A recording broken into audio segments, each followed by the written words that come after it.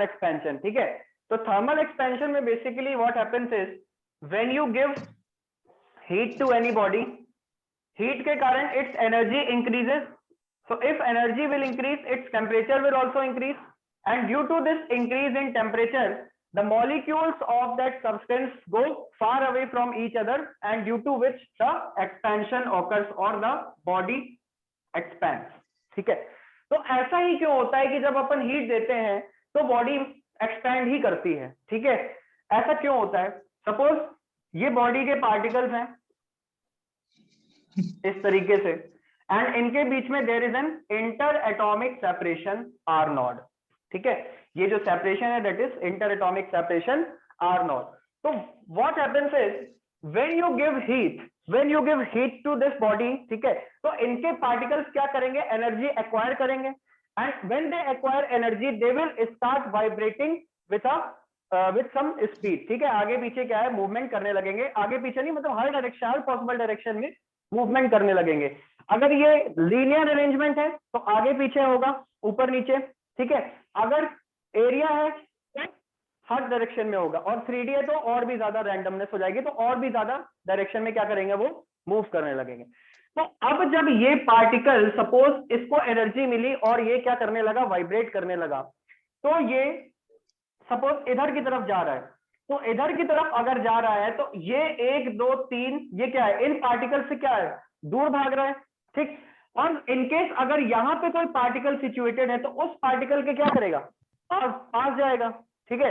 तो ये मॉलिक्यूल, ये पार्टिकल या ये एटम क्या कर रहा है? दूसरे मॉलिक्यूल से दूर भी जा रहा है और दूसरे मॉलिक्यूल्स के क्या है?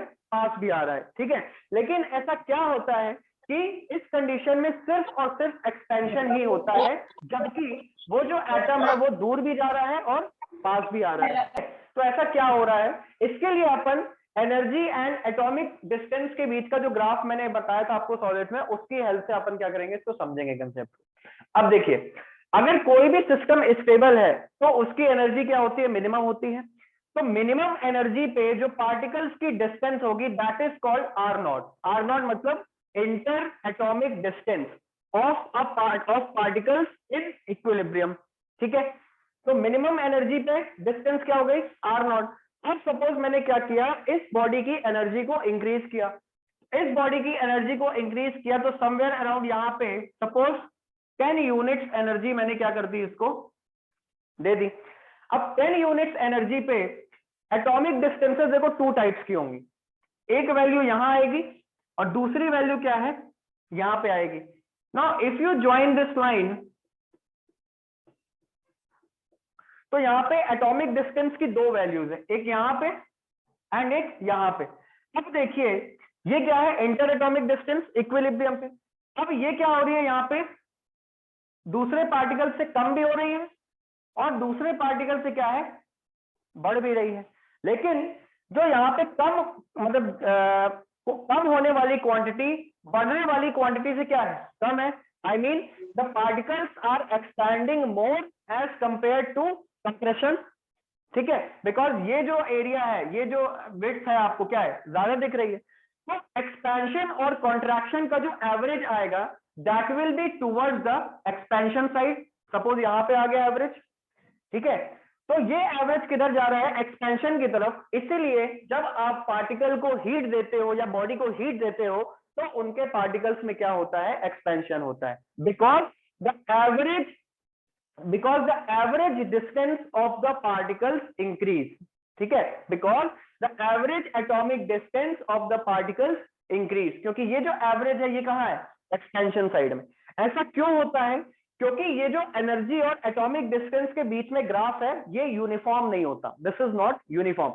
यहां से देखोगे तो ये क्या है? इस तरीके से जा रहा है। अगर सपोज यही ग्राफ मैं ऐसे बना दूं, ऐसे बना दूं, ऐसे होता तो दोनों का एरिया क्या था? सिमिलर था, ठीक है। तो वहां पे क्या है?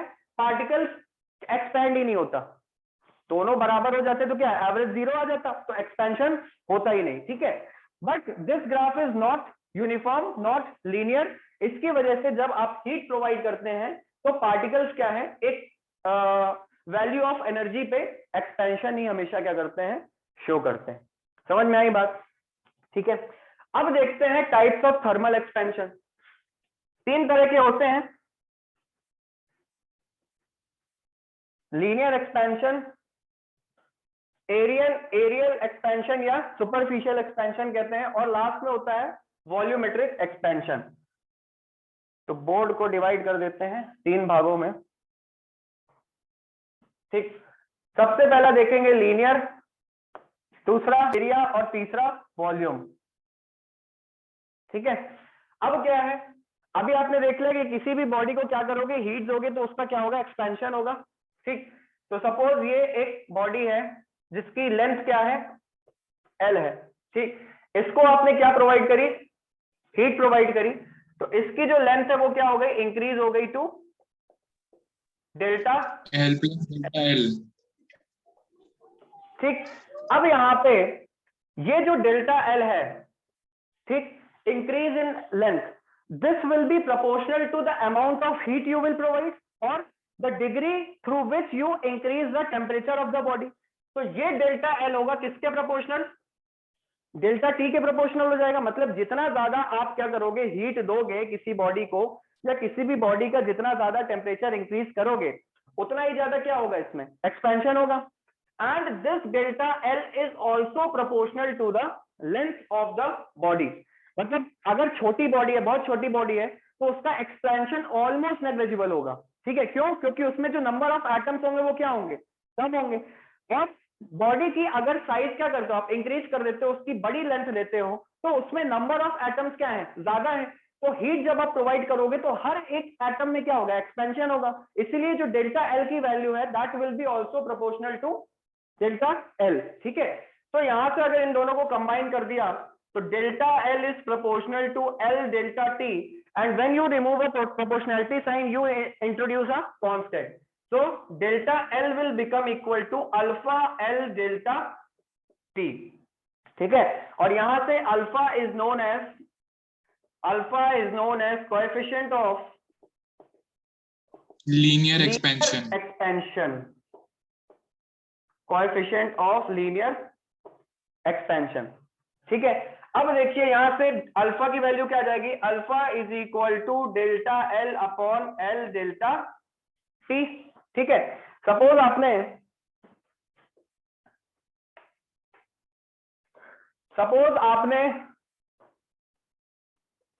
क्या किया, सपोज आपने लेंथ ली कितनी, 1 मीटर, और डेल्टा टी टेम्परेचर कितना, 1 डिग्री सेल्सियस प्रोवाइड किया।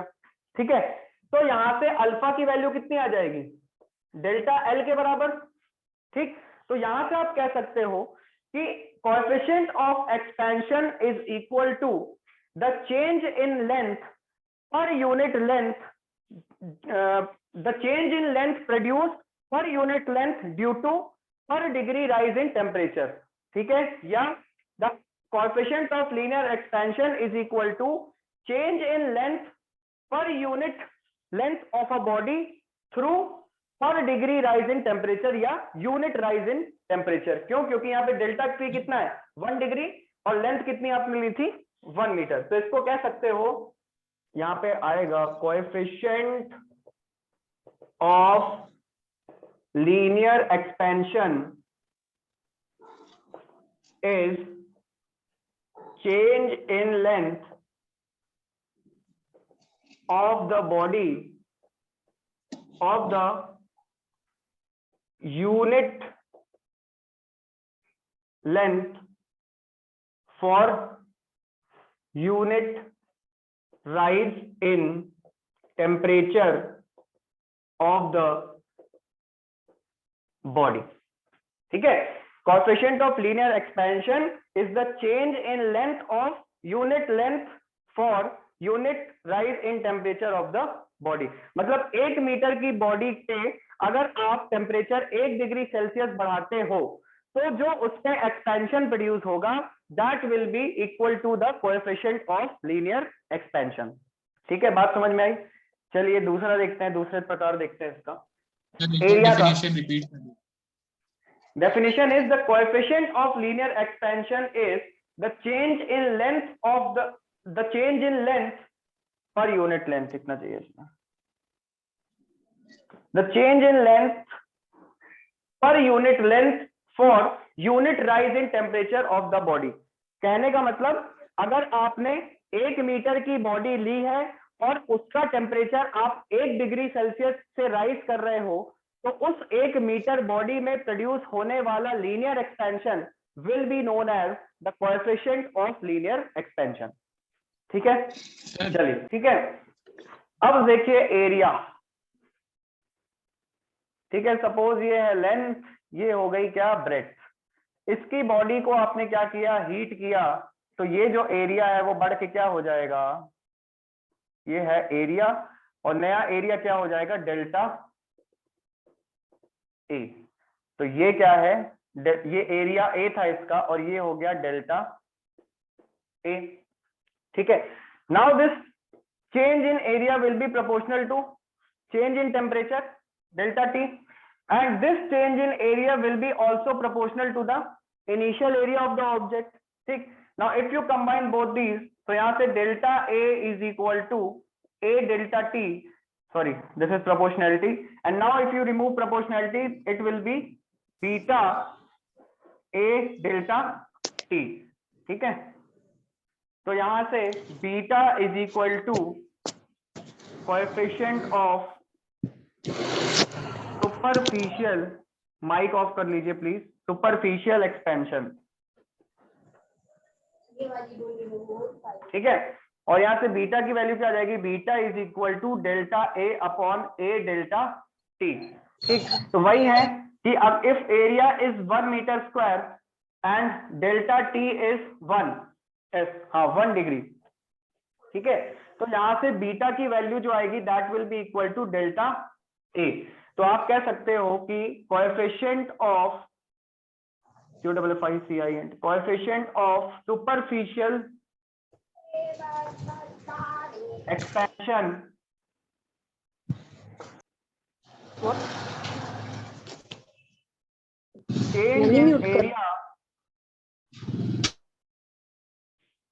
Change in area per unit area for unit rise in temperature of the body। ठीक है, beta is equals to delta A क्यों लिखा है? Beta is equal to delta A इसलिए आ गया क्योंकि अगर कोई भी बॉडी है उसका एरिया 1 मीटर स्क्वायर है और उसका टेम्परेचर आप इंक्रीज कर रहे हो बाय 1 डिग्री सेल्सियस, तो यहाँ पे ए और डेल्टा टी क्या आ जाएगा, 1 आ जाएगा। तो बीटा किसके बराबर हो जाएगा, डेल्टा ए के बराबर। तो यहाँ पे लिखा ना if A is equal to 1 metre square and T is equal to 1 degree, तो वहां पे beta is equal to delta A. ठीक है, चलिए लास्ट है वॉल्यूम एक्सपेंशन। मस्त 3D बॉडी ली, मस्त। ठीक, और इसका है लेंथ और ब्रेड्थ कहाँ है, ब्रेड्थ ये ले लो और ये ले लो हाइट। ठीक है, इसको भी क्या किया आपने, हीट किया।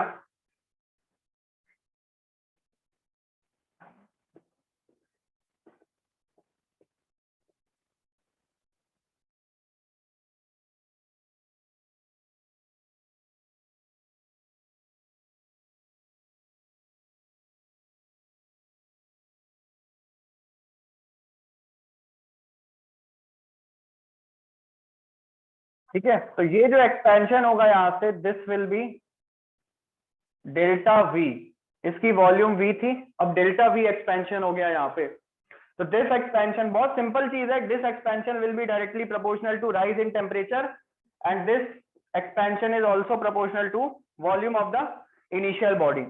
तो यहाँ से delta V will be proportional to V delta T. तो यहां से आ गया delta V is equal to gamma V delta T. तो यहां से gamma will be coefficient of volume expansion. ठीक है, एंड गामा की वैल्यू क्या हो जाएगी, delta V upon V delta T. ठीक है, तो यहां से if initial volume is 1 metre cube and delta T is 1 degree Celsius, then gamma is equal to क्या हो जाएगा, डेल्टा वी के बराबर। तो यहां से आ गया coefficient of volume expansion is change in volume per unit volume, change in volume per unit volume for unit rise in temperature of the body। ठीक है, तो ये रहा आपका डेल्टा ए, ये रहा सॉरी अल्फा, ये रहा आपका coefficient of superficial expansion beta, और ये आ गया आपका coefficient of volume expansion gamma. तो अल्फा, बीटा एंड गामा। ठीक है, these are the 3 types of expansion which are produced in body. ठीक है, relation between alpha, beta and gamma. ठीक है, चलिए देखते हैं।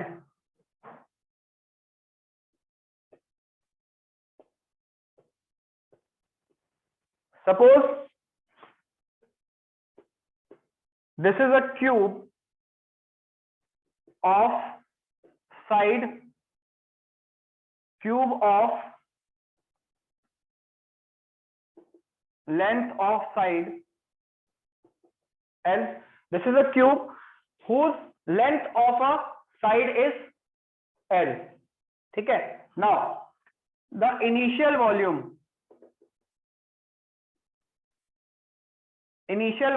V will be equal to L cube। ठीक है,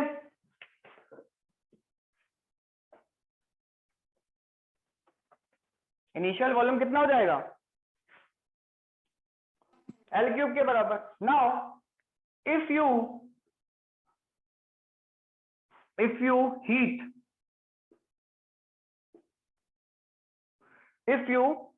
the cube, ठीक है, now अगर if you heat the cube तो length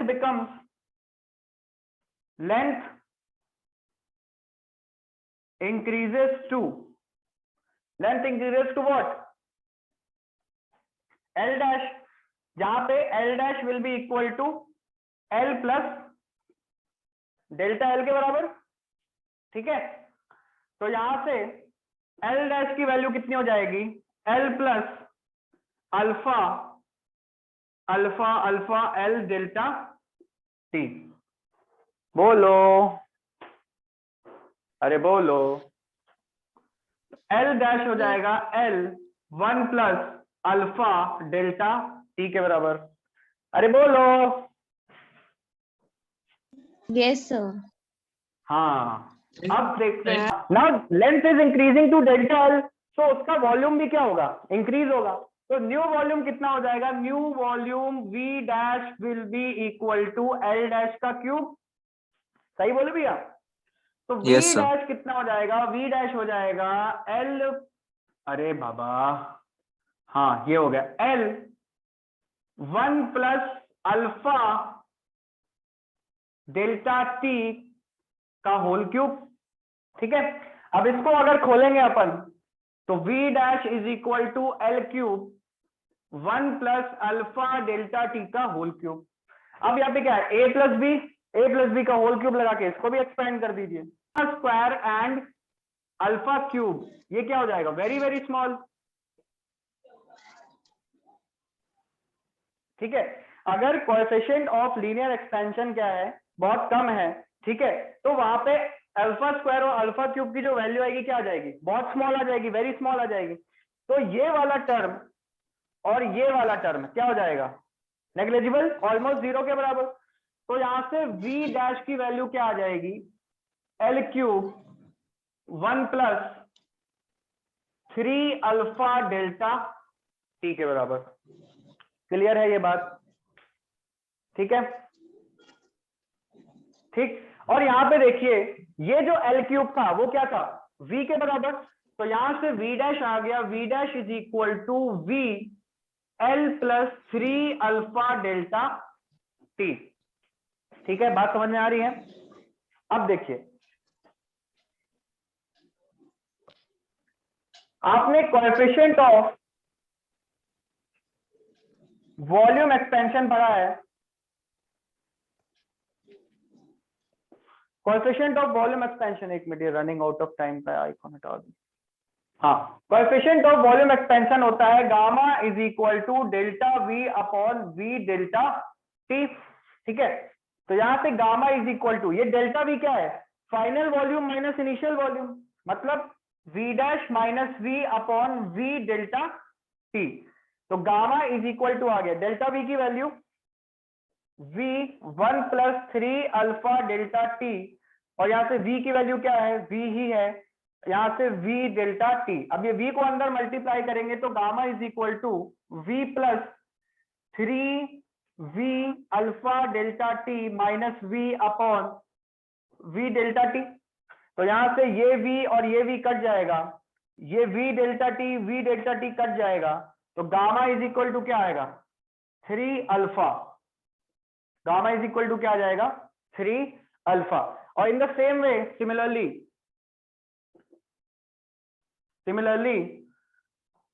जो बीटा हो जाएगा that will be equal to what, 2 alpha. तो यहां से अल्फा की वैल्यू कितनी आ जाएगी, अल्फा इज इक्वल टू हो जाएगा, यहां से alpha is equal to gamma by 3, और यहां से alpha is equal to beta by 2। ठीक है, तो यहां से ये रिलेशन मैं लिख सकता हूं कि alpha by 1 is equal to beta by 2 is equal to gamma by 3। ये आ गया क्या अपना पूरा रिलेशन, तीनों के बीच में, अल्फा बीटा एंड गामा के बीच में। ठीक है, आगे बढ़े। टाइम कितना है, 38। How much time is 6 minutes, बहुत है। चलिए next we will see the anomalous behavior of water। अब देखिए ये थर्मल एक्सपेंशन के एप्लीकेशंस जो है आप लोग ने देखे होंगे कि थर्मल एक्सपेंशन का एप्लीकेशन होता है कि जो आप रेल ट्रैक्स देखते हो, ठीक है, तो रेल ट्रैक्स के बीच में जो 2 रेल ट्रैक्स होते हैं, लंबी लंबी पटरियां होती हैं, लोहा होता है जो उनका, उस 2 रेल ट्रैक्स के बीच में थोड़ा सा क्या कर दिया जाता है, गैप छोड़ दिया जाता है। ठीक है, वो गैप क्यों छोड़ा जाता है, जब समर्स के टाइम क्या होता है, जो टेम्परेचर इंक्रीज होता है, तो टेम्परेचर इंक्रीज के कारण वो जो लोहा है पटरी का वो क्या होगा, हल्का एक्सपैंड करेगा। ठीक है, तो एक्सपैंड करेगा तो वो एक्सपेंशन के कारण एक दूसरे से कोलाइड ना करे, इसलिए क्या है, वो पटरियों के बीच में क्या है, गैप्स छोड़ दिए जाते हैं। ठीक, दूसरा एग्जांपल, आपने जो इलेक्ट्रिसिटी पोल्स देखे हैं, ठीक है, इलेक्ट्रिसिटी पोल्स में जो 2 तार लगे होते हैं ऊपर नीचे, उनके बीच में क्या है, सर्टेन गैप छोड़ा जाता है और उनको जो है हल्का सा लूज बाउंड किया जाता है बिटवीन द टावर। जैसे ये टावर है, ये टावर है और ये टावर है, इनके बीच जो वायर जाती है वो क्या होती है, हल्की सी लूज होती है, और उनके बीच में क्या छोड़ा जाता है, गैप छोड़ा जाता है। वो इसलिए गैप छोड़ा जाता है क्योंकि ड्यूरिंग द समर्स क्या होगा, एक्सपेंशन होगा, तो 2 तार क्या है, आपस में लड़ ना जाए, फॉल्ट ना हो, इसलिए क्या होता है, वहां पे गैप छोड़ जाते हैं। तो ये क्या है, कुछ डेली लाइफ के 2 एप्लीकेशन है आपके थर्मल एक्सपेंशन पे बेस्ड।